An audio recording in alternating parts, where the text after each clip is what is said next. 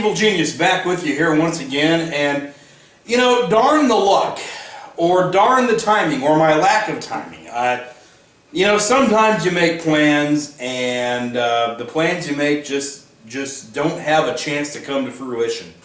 Last week I told you that I wanted to spend this week doing one of our analyses, one of our gradings, if you will, the presidential GPA on Newt Gingrich, because he just entered the presidential race. And so I was going to go through all of his viewpoints and all the different things that given the letter grade and the final GPA, and you know, compare him to Herman Cain and Donald Trump and everybody else. That was the intention this week. However, darn the luck, this weekend, just this past weekend, Newt Gingrich goes out and withdraws from the race.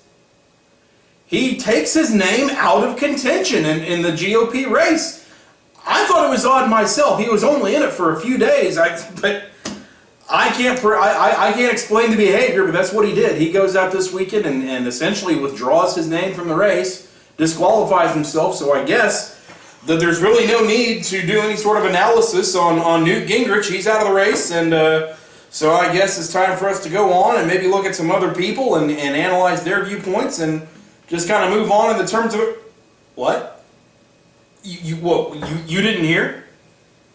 You didn't know that Newt Gingrich got out of the race this weekend? I don't know, maybe you didn't see the news or living under a rock or whatever, but I'm surprised that you would not have known that Newt Gingrich withdrew from the race this weekend. Oh, well, so in case you were out of the country or living under a rock or whatever this week and you didn't see what happened, let me bring you up to speed. On Meet the Press this weekend, you know, that NBC show of journalistic integrity that is viewed by invalids and shut-ins all across the country on Sunday mornings. Newt Gingrich appeared on that show, and in the line of questioning, he took great umbrage with Paul Ryan's attempts to get a better budget in place and to take some cuts to Medicare. Gingrich effectively said that Ryan's attempts and Ryan's outlook and Ryan's ideas were extreme and essentially amounted to right-wing social engineering. Well, I got news for you, Newt. Ryan's plan is not right-wing social engineering. They're not extreme measures at all. God knows I wish they were. I mean, if there's anything this nation could use right now, it's some good right-wing social engineering. Unfortunately, Ryan's plan is anything but it is at least a first step towards talking about you know, how we need to react to social programs and putting them on the chopping block to be used and getting them out of that status as the third rail of American politics. But Gingrich didn't see it that way, and Gingrich went out there and essentially took the same tone that lots of Republican establishment people have for the last 20 or 30 years or longer. And as such, because he did that, that did essentially withdraw Gingrich's name from the race. Now, of course, Gingrich doesn't know that he's withdrawn himself from consideration for the race, but rest assured that he has, because the modern American conservative wants those social programs and those safety net programs on the chopping block. We think that those programs need to be questioned and need to be looked at just like every other aspect of American government. There's a lot of us, some of us anyway, who would, and myself included, who would go so far as to say that we need to phase out all social programs, including Social Security and Medicare and all the rest. Now, Paul Ryan's plan does not do that. I only wish it did. But the fact that Gingrich will not even entertain that possibility of even looking towards Medicare and the like in terms of cuts, that tells you how out of step and out of touch he is with the modern conservative and the modern Republican, and as such, how his time as a politician is essentially over. And so this really does bring an end to Gingrich's opportunity, Gingrich's chance to become the Republican nominee. And it must be said that in the modern political context, that does also really kill the political career of Newt Gingrich. It does bring it to an end. This is an end of the line. This is a death of the political career of Newt Gingrich. Now, some of you Giffordites out there are going to get all mad at me for using that type of rhetoric, but I don't care. You all can go back in your hole. I'm not talking about Newt Gingrich's physical being. I'm talking about his political career. His political career is dead. It is gone. It has gone to the great beyond. It has gone to that great political chamber in the sky. It is no more. It is no more use to us.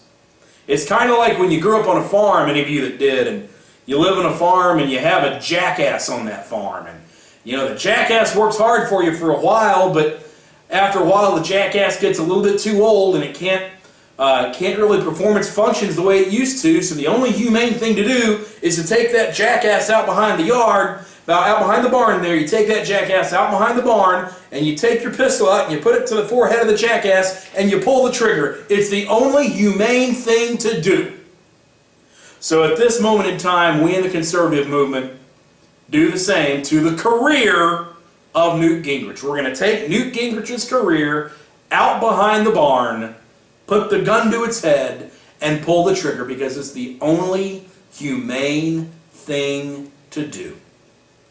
Now, I know this comes as a bit of a sad moment in American politics, and you know, I know if we go to the point of giving Osama bin Laden a proper send-off, as we did allegedly, then I suppose it makes some sense that we need to, you know, afford the same kind of courtesy to Newt Gingrich's political career now that it's gone to the great beyond. So, you know, maybe it's appropriate.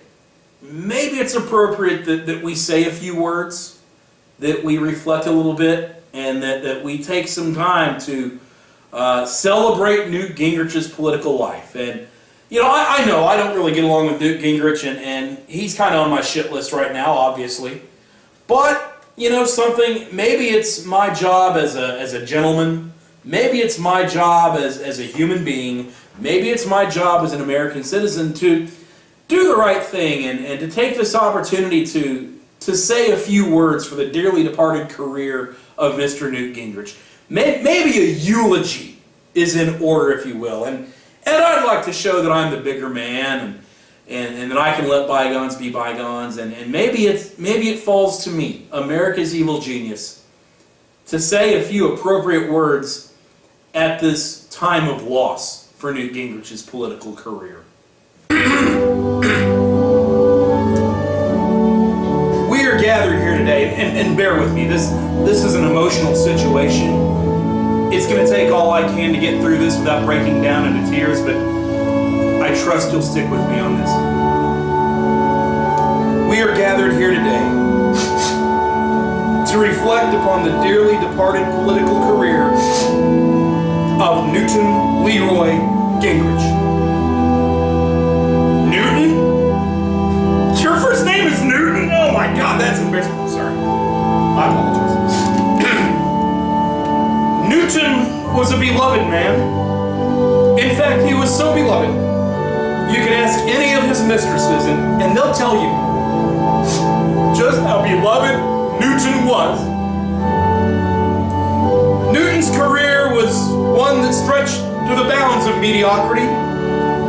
He filled the role of quintessential Washington politician so well. Newton flip-flopped, courted idiotic moderate voters, and changed his principles time and again, just like a good Washington politician should. God, this is so sad. Whether Newton was supporting Medicare Part D, sitting on a park bench with Nancy Pelosi in a TV commercial touting global warming, or more recently, refusing to embrace hardcore reform of entitlements and social programs, he fit in very well with the other inside the beltway fat cats. Sure, Newton faltered at times and accidentally did the work of the American people, such as the time that he cut the capital gains tax or he helped balance the budget. But in the end, Newton held up his role as a typical Washington politician with as much honor and distinction as one could reasonably expect from such a designation. Goodbye, Newton. Goodbye, Newton. Here's hoping you can reform the afterlife, because we certainly don't need your help down here on Earth. Ashes to ashes, dust to dust. Get the hell out of Washington, Newt, before this country goes bust. Sayonara, Newt. It was nice knowing you.